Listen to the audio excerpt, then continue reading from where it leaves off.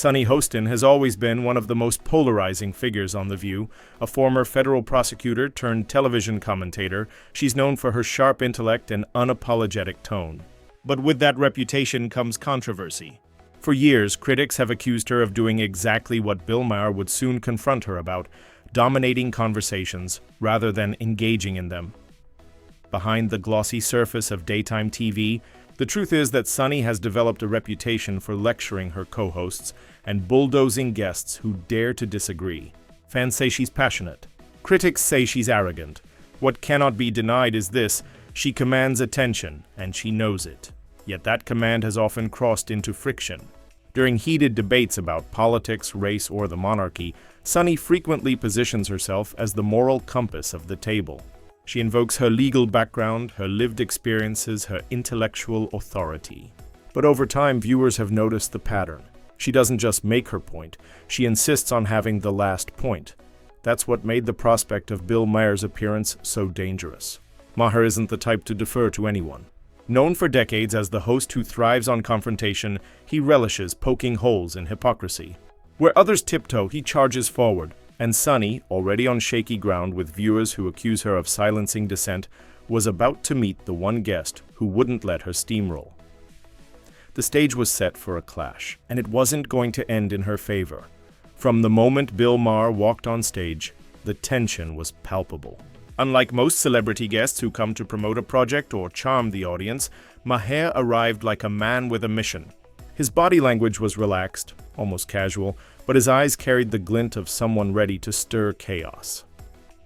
Sunny greeted him with her trademark confidence, prepared to spar. She leaned back in her chair, arms crossed loosely, already positioning herself as the authority in the room. But Maher didn't fall into her rhythm. Instead, he interrupted the usual pleasantries with a smirk that said more than words ever could. The conversation began innocently enough, topics like politics, free speech, and the state of American media. Sunny, as expected, seized the floor, lecturing with certainty about responsibility, morality, and how platforms like Maher's had emboldened the wrong voices. But Maher didn't smile politely and nod. He waited, listening carefully, almost calculatingly. Then, when Sunny finished her lengthy statement, he leaned forward and struck. "Sunny, you don't actually debate people. You dominate them." "That's not the same thing," the audience gasped. The tone of the exchange shifted instantly. Sunny blinked, her lips curling into a forced smile, but it was clear the bob had landed. Maher had broken the unspoken rule of The View: don't call out the hosts on their own stage, but Bill Maher isn't known for playing nice. He had no interest in letting Sunny control the conversation. He wasn't there to be lectured, he was there to confront. If the first strike was sharp, the second was devastating. Sunny attempted to recover, launching into a retort about her responsibility as a host to challenge misinformation and hold guests accountable. She rolled her eyes dramatically, laughed dismissively, and waved her hand as if to brush Maher's comment aside. But Maher didn't let her finish. He cut her off with surgical precision. "That's exactly the problem. You don't listen, Sunny, you lecture. There's a difference between hosting a conversation and running a courtroom. And right now, you're cross-examining everyone at the table, including me." The audience erupted. Applause thundered through the studio. Cheers echoed. Some even stood, clapping harder than they had for any segment that day. Sunny's face flushed red. Her usual dominance had been interrupted, publicly, brutally, and with the kind of blunt honesty that daytime TV rarely allows. She leaned back, crossed her arms tighter, and attempted a smile, but the damage was visible.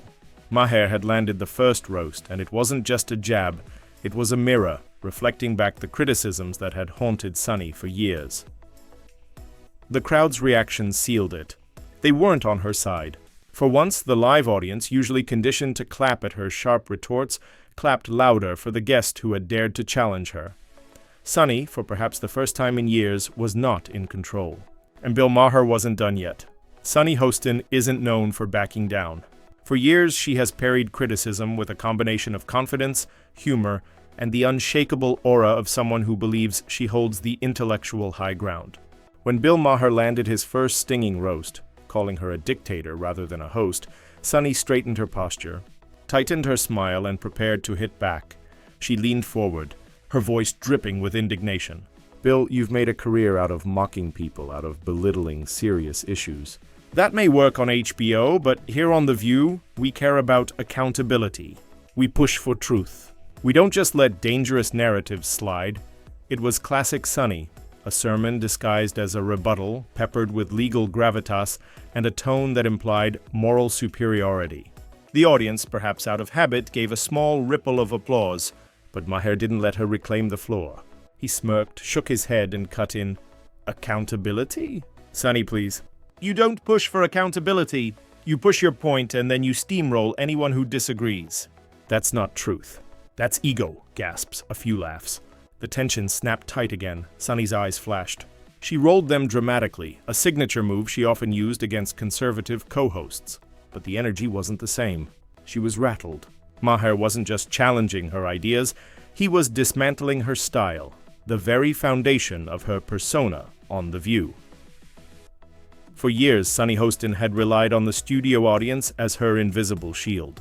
When she clashed with guests, their applause often buoyed her, signaling support for her fiery rebuttals. But not today, when Maher interrupted her. "You don't listen, you lecture." The audience didn't recoil. They erupted. Applause rolled like thunder, louder than Sunny had heard in months. Some audience members cheered, some shouted, "Yes!" and others laughed openly at Maher's bluntness. The cameras caught Sunny's reaction, her smile tightening into a grimace, her arms crossing defensively. She tried to interject again, but the applause drowned her out. She raised her hand, palm out, as if to silence the crowd.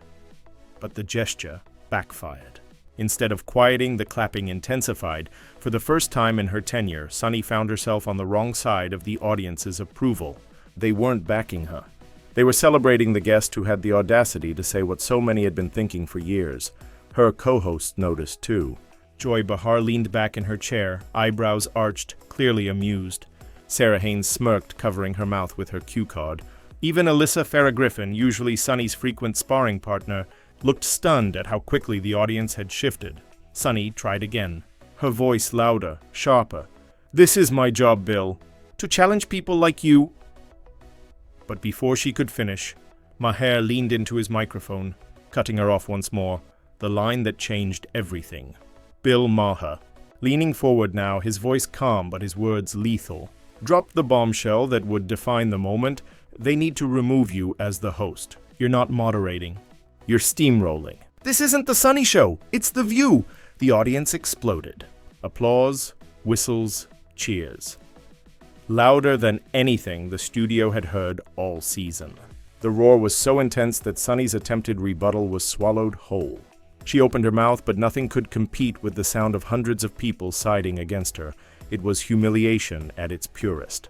Sunny's face told the story. The widened eyes, the forced chuckle, the clenched jaw. She tried to brush it off, laughing awkwardly, muttering something about Maher being misogynistic and disrespectful. But the crowd wasn't buying it.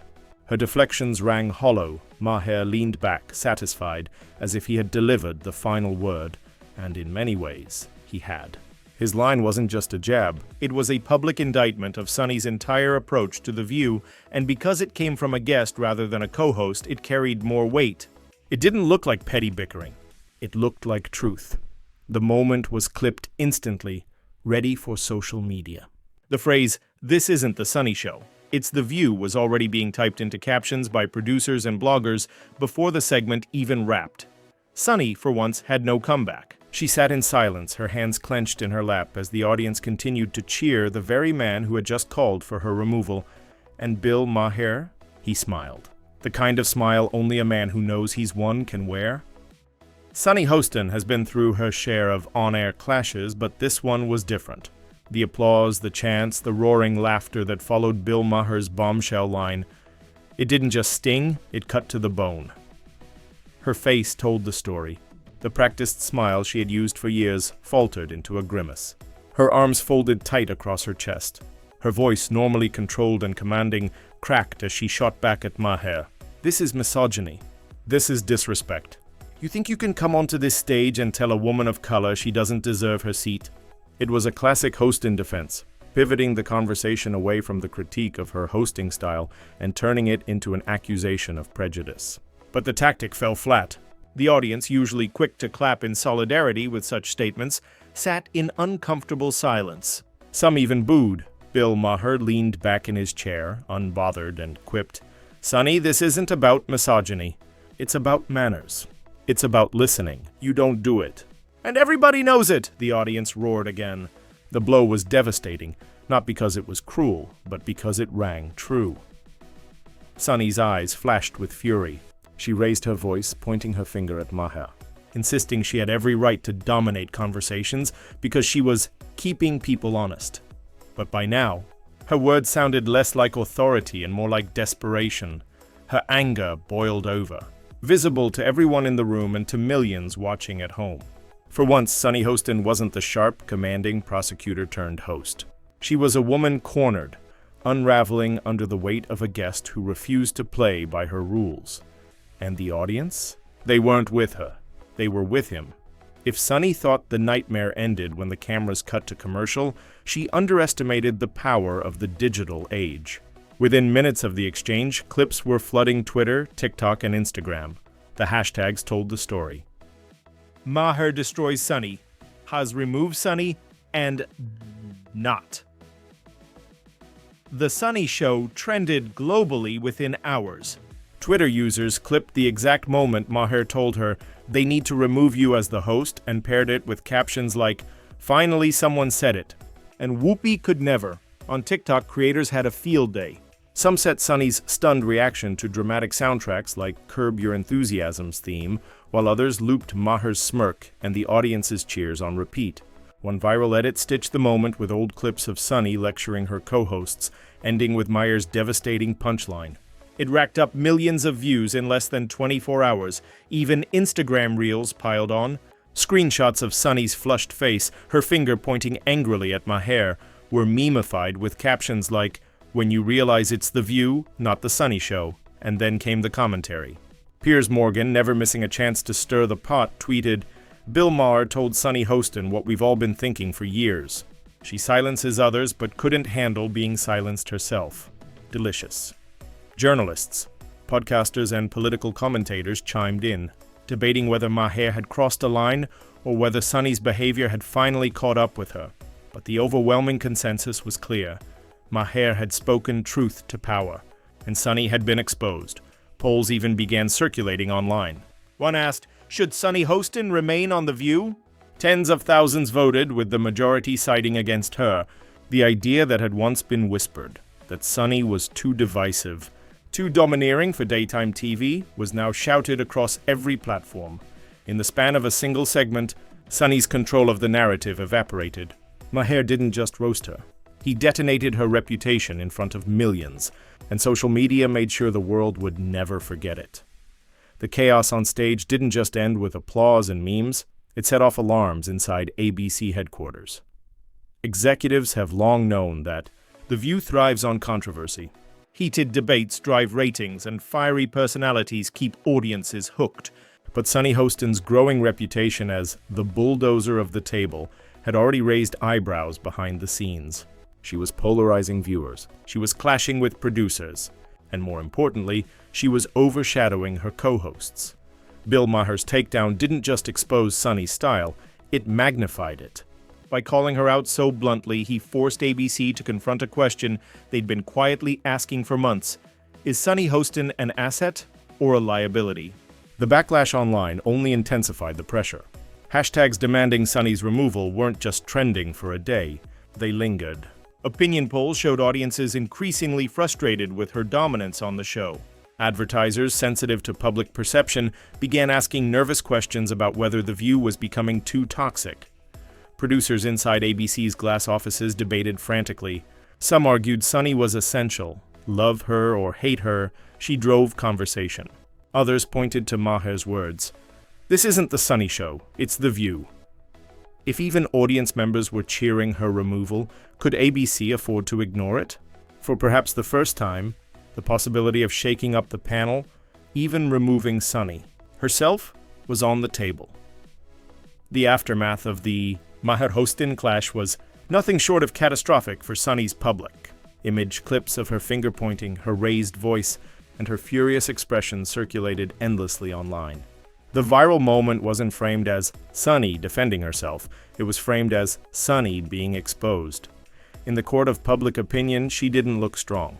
She looked fragile, rattled, and desperate.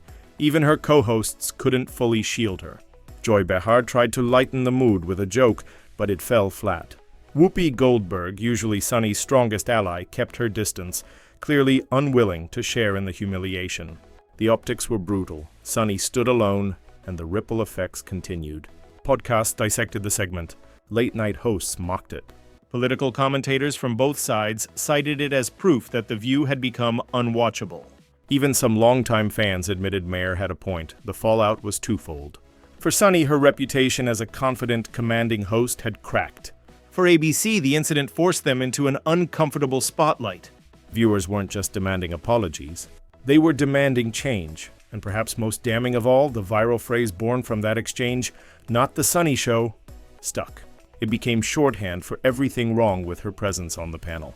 A phrase Maher uttered once now threatened to define her entire career.